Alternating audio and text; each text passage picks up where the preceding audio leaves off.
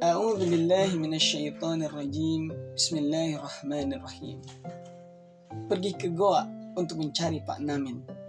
Berdoa adalah senjatanya orang mukmin. Assalamualaikum warahmatullahi wabarakatuh. Alhamdulillah wassalatu wassalamu ala Rasulillah wa ala alihi wa mawalah, amma ba'du. Sahabat-sahabatku yang dirahmati Allah Subhanahu wa taala. Yang namanya ibadah itu banyak karakternya. Mulai dari berdoa, sholat, zakat, puasa, dan sebagainya, itu disebut dengan ibadah. Ibadah ini akan menjadi nilai ibadah ketika yang kita tuju adalah Allah Azza wa Jalla. Kita melakukan sholat adalah karena perintah dari Allah. Kita melakukan puasa karena anjuran dari Rasulullah. Kita melakukan sedekah karena itu yang diperintahkan oleh Allah. Semua itu jika kita kaitkan dengan Allah, maka itu akan bernilai ibadah. Lain halnya ketika kita lakukan itu untuk manusia. Kita melakukan sholat khusyuk siang malam, tapi karena ingin dilihat mertua, nggak jadi ibadahnya. Kita puasa Senin, Kamis, bahkan puasa Daud, tapi karena ingin dipuji oleh calon pasangan. Kita bersedekah kecil, besar, bahkan besar sekali, tapi niatnya agar disebut orang dermawan. Mungkin tampilannya, casingnya kan sedekah, tapi nilainya nggak ibadah, teman-teman. Itulah kenapa kita harus benar-benar lurus dalam niat. Dan di antara ibadah yang sering kita lakukan, dan itu sangat mudah, simpel, bisa kita lakukan di mana saja, yaitu adalah berdoa. Dan apa yang disampaikan oleh baginda Rasulullah, ad-du'a'u silahul mu'min. Doa itu senjatanya orang mukmin. Jadi ini bisa dilakukan di mana saja, kapan saja. Bahkan sekarang, misalkan teman-teman lagi hari ini pengen mendapatkan sesuatu, maka bisa langsung berdoa sekarang juga. Gak mesti nunggu nanti, gak mesti nunggu ketika setelah sholat, gak mesti nunggu ketika qiyamul lail. Kapan saja bisa kita lakukan. Makanya kata Rasul, ini adalah senjatanya orang mukmin. Nah, kita berdoa agar setiap kebutuhan kita bisa terlaksana dan Allah membantu kita dalam mewujudkannya. Teman-temanku yang dirahmati Allah Subhanahu wa taala,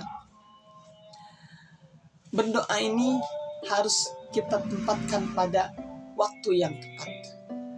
Terutama ketika setelah sholat kita berdoa. Kenapa kita berdoa? Karena kita butuh sama Allah. Makanya orang yang ketika setelah sholat langsung kabur, setelah sholat gak mau berdoa, setelah sholat tidak ada istilahnya memohon kepada Allah, maka itu termasuk hamba Allah yang disebut takabur, sombong, songong kalau bahasa ininya. Kenapa songong? Dia yakin dengan kemampuannya. Dia bekerja siang malam dengan kekuatannya. Dia mencari nafkah dengan kekuatannya tanpa meminta bantuan kepada Allah. Maka itu disebut hamba yang songong. Songong, takabur, hanya bergantung pada kemampuannya, tidak meminta kepada Allah. Oleh karenanya, yuk kita biasakan kita selalu meminta kepada Allah. Karena Allah berfirman dalam Al-Quran, ud'uni astajib lakum. Mintalah padaku, aku kabulin, kata Allah. Kita itu banyak mintanya, banyak kebutuhannya, teman-teman. Kita manusia ini banyak sekali kebutuhan kita setiap hari. Dari mulai pasangan, dari mulai makan, dari mulai kebutuhan rohani, jasmani, dan sebagainya. Kita butuh. Dan kalau kita nggak minta sama Allah, kepada siapa lagi kita memohon? Kepada kemampuan kita yang hanya seuprit Allah kasih? Kepada harta kita yang Allah bagikan secukupnya? Enggak.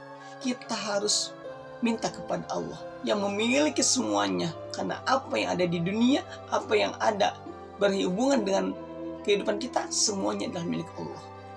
Teman-teman yang dirahmati Allah Subhanahu wa taala, mudah-mudahan kita termasuk hamba-hamba yang selalu menggantungkan harapan permintaan kepada Allah semata. Termasuk nanti di bulan Februari kita akan menghadapi pemilu 2024. Kita akan menentukan siapa pemimpin negeri ini yang kita berharap dia mencintai Allah dan dicintai Allah. Karena buat apa kalau dia tidak dicintai Allah? Karena dunia ini sekali lagi milik Allah. Kalau Allah sudah cinta pada seseorang, dia akan berikan apa-apa, segalanya. Dia akan makmurkan sebagaimana dulu ketika Umar bin Abdul Aziz memimpin sebagai presiden. Semua rakyatnya, bahkan orang yang pengen sedekah itu kagak bisa sedekah. Kenapa? Kaya semua. Itulah kenapa kalau pemimpinnya dia mencintai Allah, Allah akan cinta padanya. Makmur hidup kita, dan kita berharap mudah-mudahan nanti kehidupan seperti yang di zaman Umar Abdul Aziz bisa hadir di negara Indonesia. Bukan tidak mungkin. Jangan pesimis teman-teman. Bukan tidak mungkin. Ketika kita bergantung pada Allah, Allah yang akan menjawab. Kata Allah, ud'uni astajib lakum, pasti yakinlah. Kalau Allah sudah bilang kun fayakun, fayakun, maka akan jadi. Mudah-mudahan kita bisa bersemangat dalam meminta kepada Allah untuk negeri kita yang tercinta ini.